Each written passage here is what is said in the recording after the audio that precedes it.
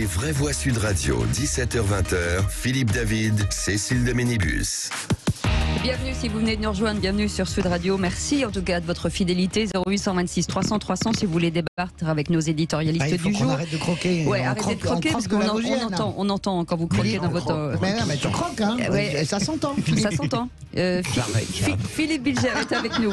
Françoise Degois est avec nous et Guillaume Rivalan est avec nous. Il y a ceux qui avalent. Alors là, vraiment, je trouve que là, ça devient. On s'est trompé d'émission, Philippe David. On est chez Brigitte Lay, là. Oui, c'est ça. Voilà.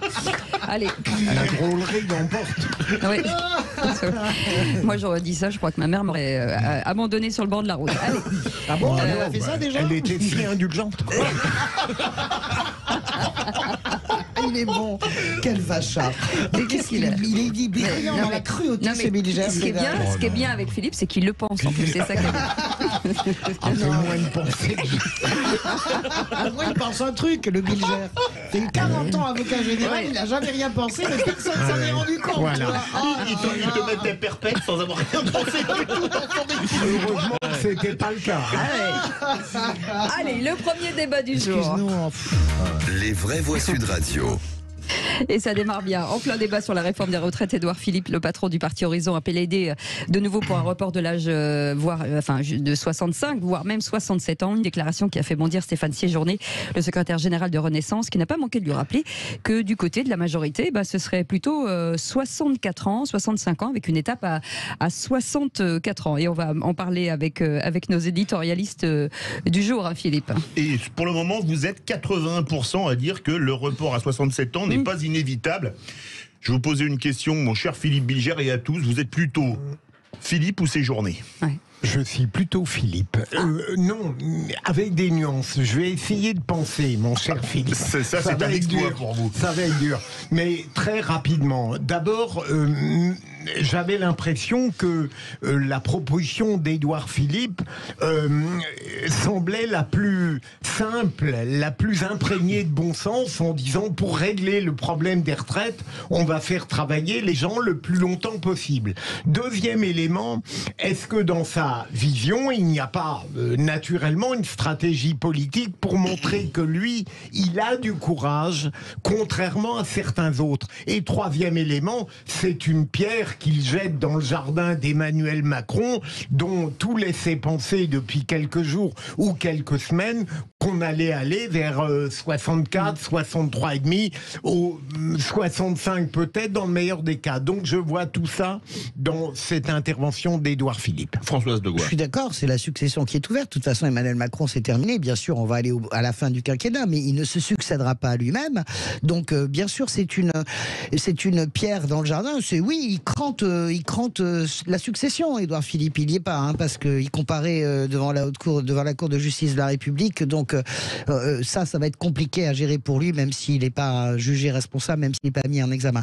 Sur la retraite, je constate simplement que je pense à Philippe Aghion, que j'ai bien connu dans une autre vie, qui était le conseiller économique de Ségolène, qui est devenu conseiller économique d'Emmanuel Macron, prof à Harvard, bien sûr, professeur au Collège de France. Philippe Aghion, qui le premier, fait partie de l'ensemble des gens qui disent cette réforme est inutile, d'abord parce que les comptes de la Sécu ne sont pas dans le rouge, et on peut bien dire que dans 30 ans ils le seront. Pour le moment, pour les retraites, ils ne le sont pas, et ça c'est le premier point. Deuxième point, il dit, en réalité, ça revient à transférer des revenus des gens les plus modestes et qui ont l'espérance de vie la moins élevée aux gens plus fortunés. C'est un transfert de revenus. Et donc il dit, dans la période actuelle, faire cette réforme ne sert à rien politiquement. J'ai bien compris que ça sert à cranter l'idée, je suis un réformateur jusqu'au bout, mais la réalité c'est que ça ne pourra pas passer comme une lettre à la poste. C'est un déclencheur, je pense, majeur d'une situation qui va devenir inextricable, les retraites. Guillaume Rivalan, philippiste ou séjourniste? En fait, les deux sont d'accord, il faut travailler plus longtemps. Après, c'est une question de dosage, et moi, plutôt que de raisonner en âge, je préférerais qu'on raisonne en annuité déjà, parce que tout le monde n'est pas égal devant la fatigue au travail, devant la charge mentale, etc. Donc finalement, fixer ses objectifs, ses horizons, je trouve que c'est un symbole qui peut se retourner aussi contre les auteurs. Mais il faut reconnaître à Édouard Philippe sa constance sur le sujet. Il a écrit un bouquin, il a dit ça. Pour ceux qui ont fait l'effort de le lire, il a toujours eu les mêmes positions depuis maintenant des années. Ce qui n'est pas le cas d'Emmanuel Macron, il bien a sûr. porté, rappelez-vous, le 49.3 sur les retraites juste avant le Covid. Donc, si vous voulez, lui, c'est une conviction. C'est une conviction. Pourquoi ? Parce que derrière, c'est pas travailler pour travailler, la droite au travail, etc. C'est que il pose un problème. Nous avons un sujet structurel de dette publique en France. On la résout comment ?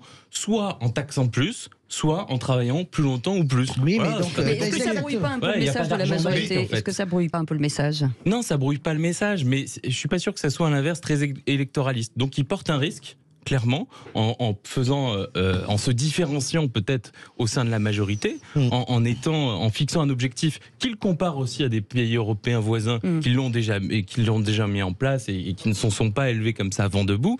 Donc c'est un cap exigeant. Il n'a pas dit non plus qu'il fallait arriver à 67 ans dans les 6 mois. C'est une trajectoire sans doute qu'il faudra adapter au fur et à mesure du temps. Pardon François, il a d'ailleurs dit que soit 65 ans marchait, ça lui allait très bien.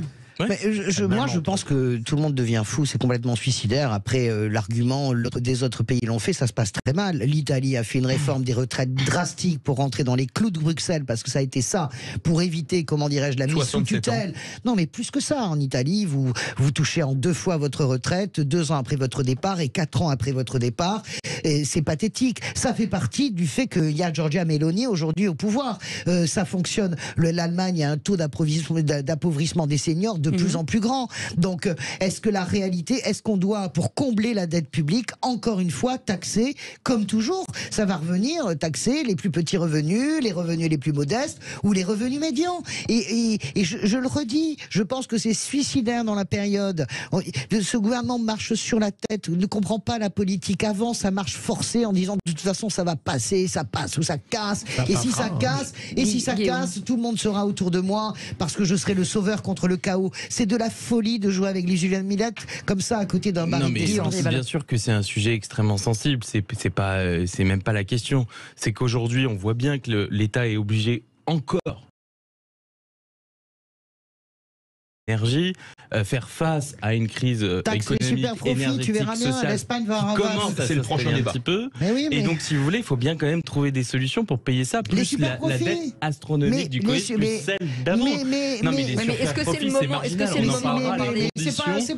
C'est pas marginal. Est-ce que c'est le L'Espagne va moment ? lever Oui, mais en 14 attendant, à c'est le 18 moment millions de payer. d'euros. Donc, si vous voulez, quand on d'euros. paye quelque chose, on l'équilibre. Généralement, en fait, dans la vraie vie, une entreprise, elle équilibre ses choix. Et même, je vais vous dire, les collectivités territoriales sont obligées d'équilibrer leur fonctionnement. Oui. Parce que ce que les gens ne savent pas, c'est constitutionnel. Mais l'État ne le fait pas. Au bout d'un moment, il faut y aller. Par contre, il y a un autre sujet qu'on aborde peu et qui fera peut-être consensus, ou pas d'ailleurs, c'est qu'au bout d'un moment, parlons aussi de la convergence des systèmes de retraite publics-privés.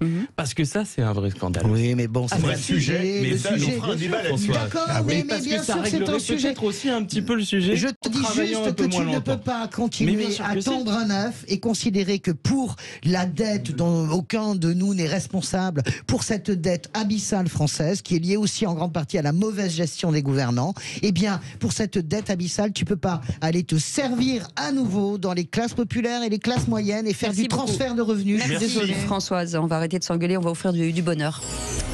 Voilà, 0826. On s'engueule gentiment là. Oui, Il n'y a pas de hurlement. Non, t'as vu, on t'a écouté. C'est pas comme à l'Assemblée nationale. S'il vous plaît. Il y a de la tenue ici. Et Boris qui nous appelle de Créteil. Bonjour, bonsoir Boris. Bonsoir Boris. Bonsoir Philippe, bonsoir Cécile, bonsoir les bébés. Salut Boris. Ah, quel joli prénom Boris. Ouais. Comment ça va Boris? Mais ça va très bien et encore mieux depuis que je vous ai au téléphone. Bah ouais, parce que vous avez remporté 4 places pour aller au Futuroscope. Et ça, c'est un petit peu Noël avant l'heure. Absolument, ça fait quelques années qu'on passait devant quand on prenait la route. Ça fait souvent qu'on parlait d'y aller, et ben voilà. Bah là, il va falloir s'arrêter. Et c'est super le Futuroscope. J'ai eu la chance d'y aller. On y sera d'ailleurs avec Cécile vendredi. C'est vraiment un parc d'attractions génial. Vous êtes un fidèle de Sud Radio ? Ah oui, absolument, oui. Absolument. Ça fait des années et des années et des années. Prouvez-le, Boris. Merci en tout cas de votre fidélité, Boris. Merci beaucoup de nous avoir appelés. Voilà, c'est de jolies places pour le offert par Sud Radio. Restez avec nous, on revient dans un instant avec les vraies voix. On est ravis de les avoir. Philippe Bilger est avec nous, Françoise Degois dans la place aussi, et puis Guillaume Rivalan qui est avec nous aussi. Et vos appels 0826 300 300. Dans quelques instants, on va revenir sur quoi, Philippe David? Notre grand débat, faut-il taxer les super profits? On connaît déjà l'opinion de Françoise Degois. Et vous êtes, elle va être contente, la Françoise, quand on voit le score, vous êtes 83%. Ah non, c'est l'autre sondage, ça, pardon, oui, ça a sauté. Vous êtes 81% à dire oui. Vous voulez réagir? Le 0826 300 300. Et vous pouvez nous appeler, on vous attend au standard. À tout de suite et bienvenue dans les VV.